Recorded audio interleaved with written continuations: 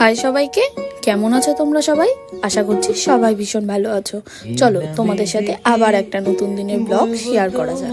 মা আর আমি ঝটপট রেডি হয়ে বেরিয়ে পড়েছিলাম মামার বাড়ি যাওয়ার উদ্দেশ্যে। মামার বাড়ি যাওয়ার বিশেষ কারণ ছিল এই ব্যক্তির জন্মদিন। এই বড় মানুষটির আজ মুডটা একটু ভালো আছে। চলো তাহলে সময় কাটিয়ে নেওয়া যাক। বেশ অনেকক্ষণই সময় কাটিয়ে এবার তো বাড়ি ফেরার পালা। আর যখন সে দেখে শুধু আমরাই একা বাড়ি আসছি না, তার দিদিকেও নিয়ে আসা হচ্ছে, তখন তার মুডের অবস্থাটা ছিল কিছুটা এইরকম। সে না তার দিদিকে ছাড়বে আর না অন্য কারোর কাছে যাবে। যেতে যেতে পায়ে পায়ে গেছি জড়িয়ে, কি করি ভেবে যে এই তো আমরা বেরিয়ে পড়ি। তবে না না, আমরা বাড়ি যাচ্ছি না।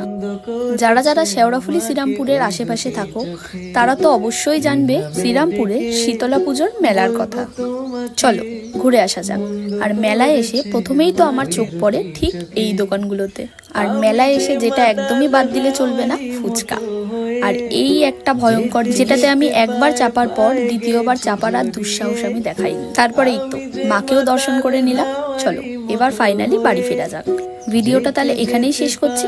দেখা হচ্ছে নতুন কোনো ভিডিওতে। নতুন ভিডিও দেখার জন্য চ্যানেলটা অবশ্যই সাবস্ক্রাইব করে দিও।